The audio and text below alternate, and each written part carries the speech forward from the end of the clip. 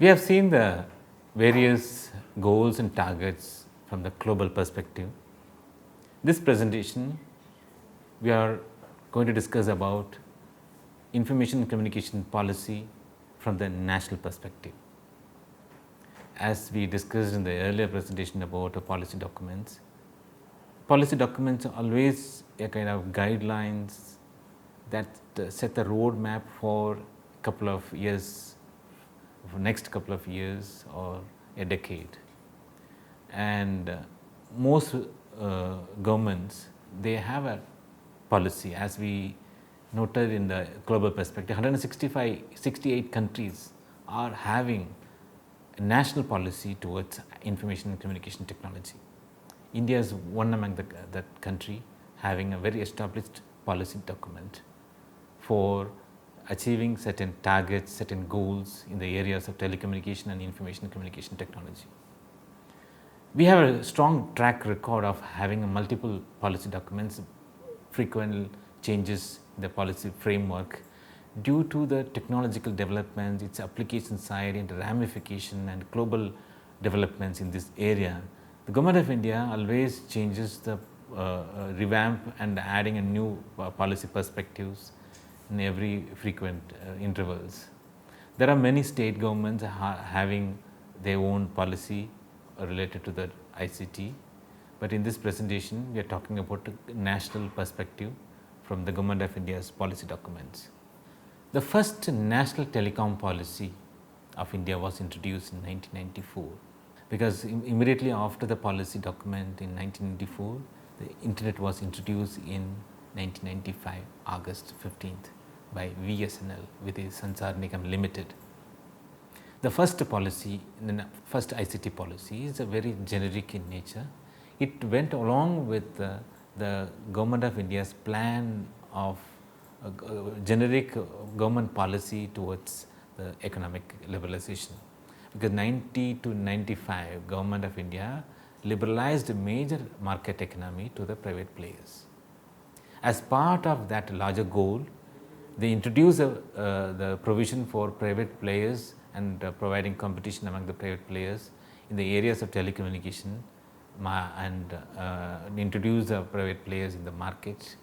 That was a major aim of national policy of 1994. They haven't talked much about ICT, but basically they want to introduce a telecommunication market to the private players. That was a policy of 1994. Subsequently, internet was introduced in August 1995, and 1 month before, the mobile connectivity was introduced in India, July 1995. And over the period of 5 years, a lot of growth happened in the internet penetration, mobile penetration. Then new telecom policy of 1999 got introduced. Basically, that new policy of 1999, telecom policy of 1999, aimed at boosting the number of telephone connections as well as the growth of mobile segment. Since 5 years back, it got introduced and it covered the basic ground, it covered a major number of connectivity. So they want to enhance the connectivity in terms of providing better infrastructure. So the aim was to provide more number of telephone connection, because at that point of time the internet facility was available through dial-up. The speed was very low, and mobile was introduced in 95, but mobile segment also in very nascent stage. The government wants to increase the connections in the both the level. So that was a primary aim of new telecom policy of 1999. This policy covered wide variety of segments of telecommunication sector. So in practical terms, we can consider the new telecom policy of 1999 as a first ICT policy of India, ICT policy of Government of India. Then in 2004 came broadband policy. In 1994, it introduced a private sector. In 1999, it added extra strength for adding extra strength in infrastructure development. Then came in a broadband policy of 2004. This policy aimed to putting a major focus on setting the stage for further penetration of broadband diffusion and its technology in the various segments of the society. Accordingly, Government of India introduced a flagship program called BharatNet. It's a major government initiative to increase a broadband penetration in rural India has been initiated in 2004. This is the first time Government of India acknowledged that the rural and urban divide existing in internet and mobile connectivity. So that's got reflected in a broadband policy of 2004. So that's one of the reasons why the BharatNet was targeting providing better connectivity to the rural segment. Then came National Telecom Policy 2012. The main aim of National Telecom Policy of 2012 aiming towards empower an inclusive knowledge based society, and main mission of new policy 2012 was making affordable and effective communication for all the citizens. Special focus on providing broadband connection to the rural and remote areas, making the connection for open and non-discriminatory and technology neutral path towards network society.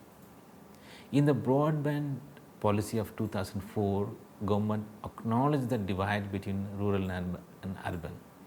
In telecom policy 2012, more specific details are given with regard to digital divide, with regard to inclusive society, with regard to providing equality, affordability. There is a strong focus in the National Telecom Policy 2012. It acknowledged the severity of the digital divide, and it acknowledged the severity of inequality between multiple segments, various segments, particularly the vulnerable and marginalized section of the society. That was a focus we have discussed in detail in a global perspective. Though in 2018-19 the ITO talked about inclusive society, of course it's not a new concept, but in Indian government started focusing on digital divide in 2004 broadband policy as well as in details in National Telecom Policy 2012. Then came 2018 National Digital Communication Policy. We will take up that policy in detail in the later slides. Before that, we will understand briefly about what is the penetration level, how internet got introduced, and what are the level of penetration over the last 25 years of internet history in India. 94 national new telecom policy gave a scope for private players. 95 August internet got introduced.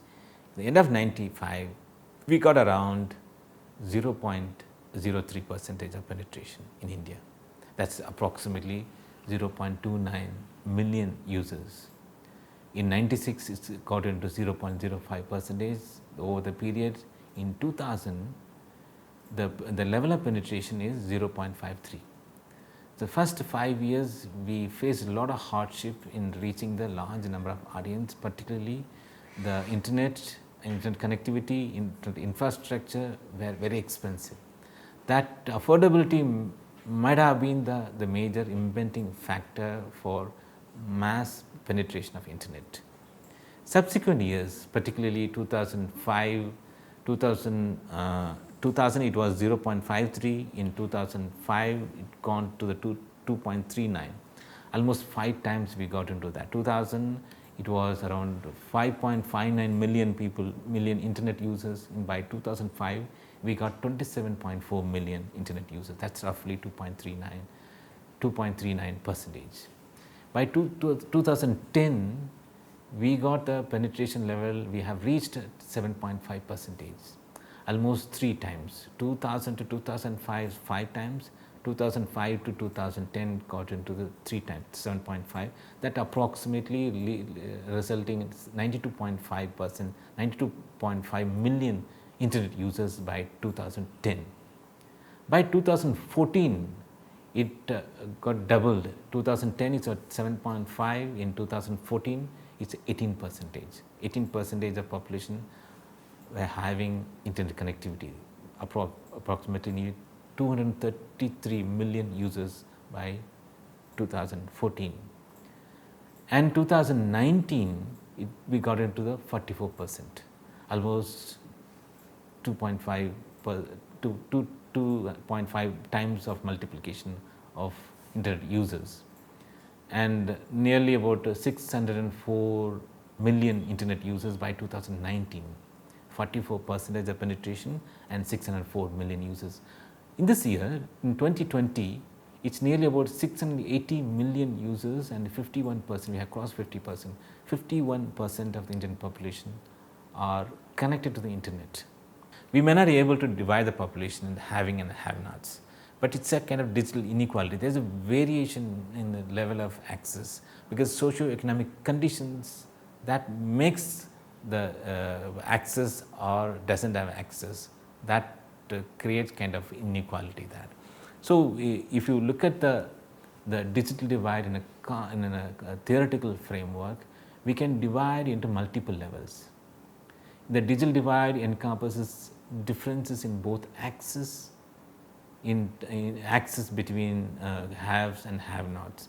That's the first level of digital divide. The divide is a binary division, having access, does not have access.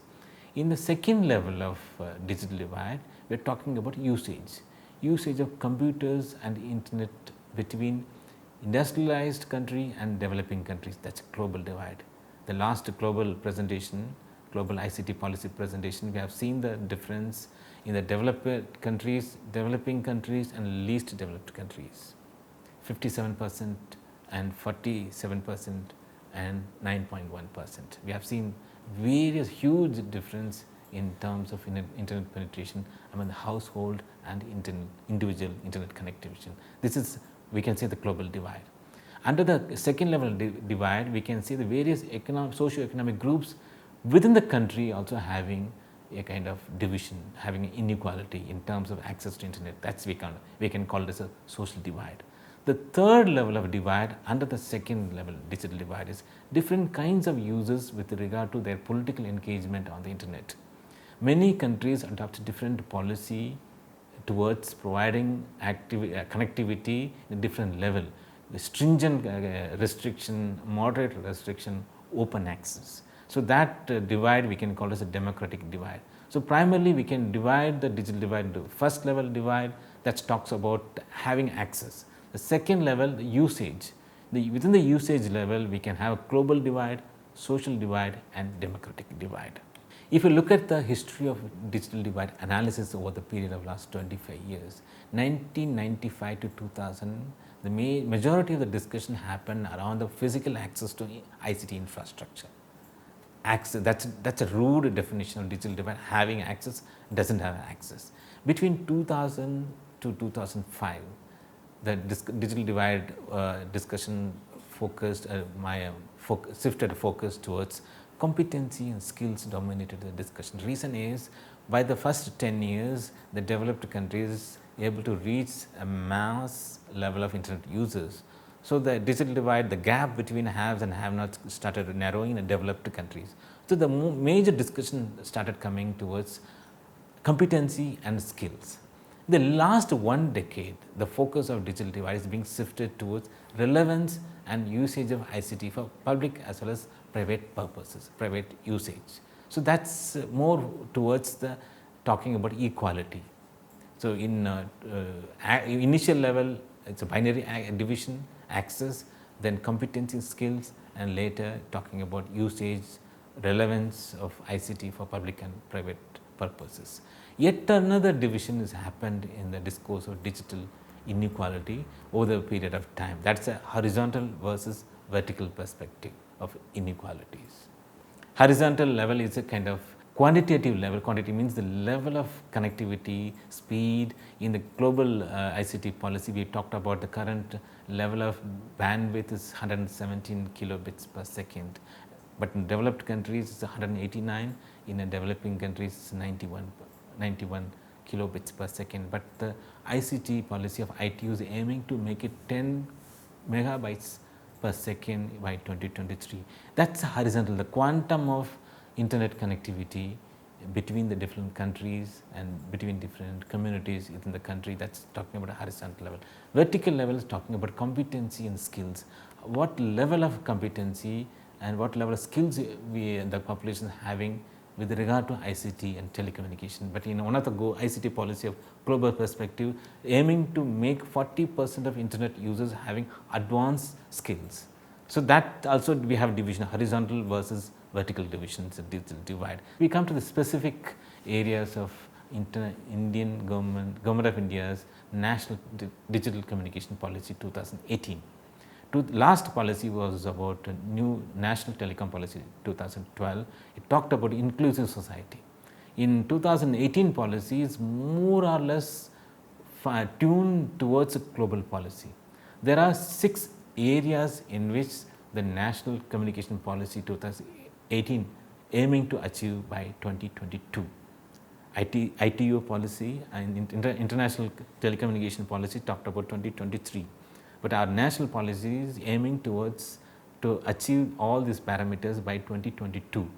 There are 6 major areas. One, providing broadband for all and creating 4 million additional jobs in the digital communication sector by 2022, and enhancing the contribution of digital communication sector to 8% of India's GDP from 6% of 2017. Increase the GDP contribution from ICT sector, and propelling India to the top 50 nations in the ICT development index of ITU from the 134 position in 2017. We were in 134 in 2017. We are aiming to make it top 50 nations by 2022, and enhancing the India's contribution to the global value chains and ensuring the digital sovereignty. These are 6 major areas of National Digital Communication Policy 2018. Primarily, the latest policy of Government of India talking about taking advantage of new technologies, make it as accessible to all and everyone, and making it equitably affordable to all the sections of the society, and making it secure the internet users from against existing as well as emerging threats. It is a continuation of 2012 policy, inclusive society, inclusive network society, making the internet connection, broadband connection affordable, accessible to all the sections of the society. Communication infrastructure supports the entire population, whose demographic profile vary widely across various indicators, like variation in terms of literacy, variation in terms of economic conditions, variation in terms of the geographical location, urban or rural sector. The policy is the Indian government's policy of ICT aiming towards universal coverage rather than the revenue maximization. So that's a primary target of the policy. And more specifically, it's a continuation of 2012 policy of inclusive network society. 2018 policy also reiterating that data economy and digital technologies and services are no longer privilege of elite sections, but they have indeed evolved into widespread instrument. It's the internet access, and it empowered the individuals, and nearly with the help of mobile penetration, and mobile penetration is close to 90% and internet penetration is close to 51%. Half of the Indian population is having access, and they can utilize the resources for their betterment. That's what being emphasized by this policy of Government of India. It has been broadly estimated in this document, is broadly estimating that a 10% increase in broadband penetration in a country could potentially lead to an or 1% increase in GDP. That's a very conservative estimate, and many people are believing that more the penetration, more the contribution to GDP. But overall, the very conservative estimation is 10% increase in broadband penetration could result in 1% increase of contribution to the GDP from the telecom sector. Currently, the policies document states that India has approximately 1.5 million kilometers of OFC, optical fiber cable. That's a very massive infrastructure has been created, and the large number of mobile towers are connected to the fiber connectivity. That provides scope for better broadband connection to the various sections of the society. And the policy again reiterates that it's necessary to explore and utilize the opportunities of the new generation of technology like 5G and other pioneering network access technologies. So that makes the Government of India's target of providing penetration of more broadband connection to many sections of society by 2022. And one of the another target of National Digital Communication Policy is aiming to connect 6 lakhs of villages to the broadband through flagship internet initiative called BharatNet. As we discussed in the 2004 broadband telecom policy, the BharatNet was introduced as part of the broadband policy 2004, and the continuation of that project is a Government of India's project that taking the broadband to the 6 lakh villages in order to take the benefit of telecommunication and information communication technology. And more specifically, this policy seeks to promote and protect fair competition across the communication digital economy sector. The primary aim is to protect the industry and making it clear that environment gives a lot of benefits to the consumer. Consumer welfare has to be protected, because the basic belief that if the private competition come into the telecom sector, automatically the more competition will come. More competition means the players will bring the best technology, they provide the best services to the consumer. Consumer become the king. So the competition brings better quality and reduce cost. That's what happening the last couple of years, and the data has become affordable to the many section of the society. So that's the aim of one of the policy, make it more fair competition across a different sector.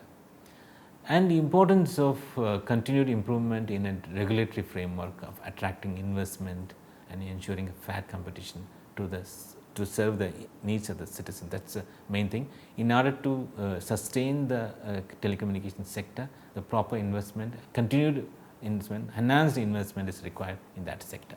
Achieving these goals would require that the key stakeholders, namely center, state, local governments, agencies, telecom service providers, internet service providers, infrastructure providers, handset and equipment manufacturers, academic community, innovators and startups, all sector, all the stakeholders have to come together to forge a partnership to deliver this national policy and its missions.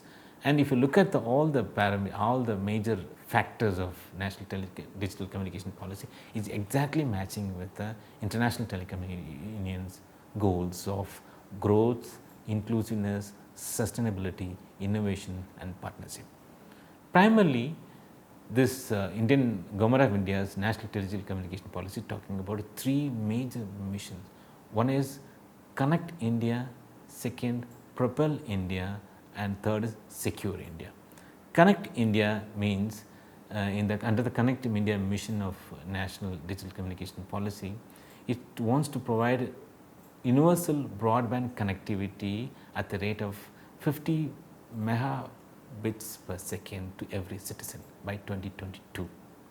The International Telecommunication Policy is providing 60% of the household and 70% individuals and making a broadband connection 10 megabits per second.